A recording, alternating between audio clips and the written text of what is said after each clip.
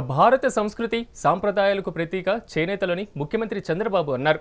గుంటూరు జిల్లా మంగళగిరిలో ఏర్పాటు చేసిన 11వ జాతీయ చేనేత దినోత్సవంలో ఆయన పాల్గొన్నారు. అమరావతిలో హ్యాండ్లూమ్ మ్యూజియంని ఏర్పాటు చేస్తామని తెలిపారు. తెలుగుదేశం పార్టీకి నేతన్నలకు అవినాభావ సంబంధం ఉందన్నారు.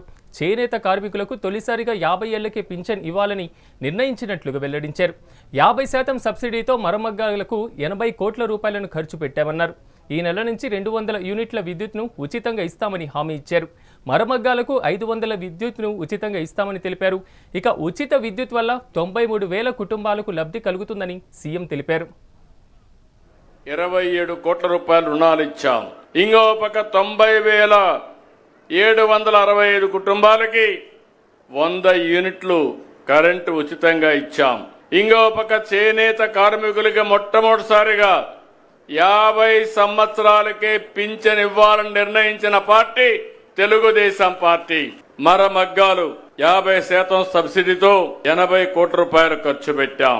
గడచిన 5 సంవత్సరాలు చేనేత పరిశ్రమ పూర్తిగా కుదేలైంది.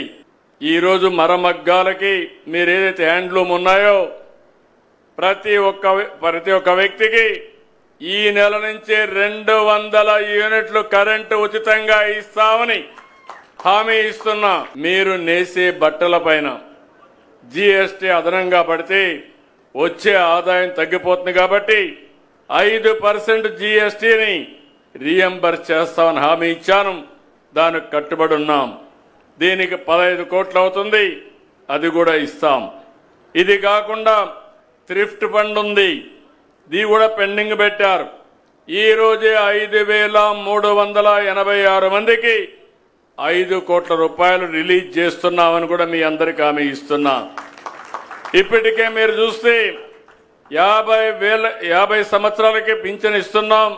3,000 రూపాయల నుంచి 4,000 రూపాయలు చేశాను. ఆ విధంగా ఈరోజు 92,724 మందికి పింఛన్లు వస్తున్నాయి. తెలుగుదేశం పార్టీ ఎప్పుడు అధికారంలో ఉన్నా అగ్రభాగాన్ని నిలబెట్టిన వర్గం ఈ వెనుకబడిన వర్గాలు. 34% స్థానిక సంస్థల్లో రిజర్వేషన్లు పెడితే గత ప్రభుత్వం 24%కు తగ్గించారు. నేను అందుకే చెప్తున్నా, మళ్ళీ దీని మీద పోరాడవలసిన అవసరం ఉంది. సుప్రీంకోర్టులో కూడా సమస్య ఉంది. దీనికోసం పోరాడతాం, మీకు న్యాయం చేపిస్తాం. బీసీలకు అదనంగా 20,000 రూపాయలు అంటే 28,000 రూపాయలు అదనంగా ఇస్తున్నాం. అంటే దగ్గర 70,000 రూపాయలు 3 కిలోవాట్లకు సబ్సిడీ కేంద్రం ఇస్తే నేను ఒక 28,000 రూపాయలు అదనం చేసి 3 కిలోవాట్లు పెట్టుకోగలిగితే 98,000 రూపాయలు నేరుగా మీ అకౌంట్లో సబ్సిడీ ఇస్తాం. చట్టసభల్లో 33%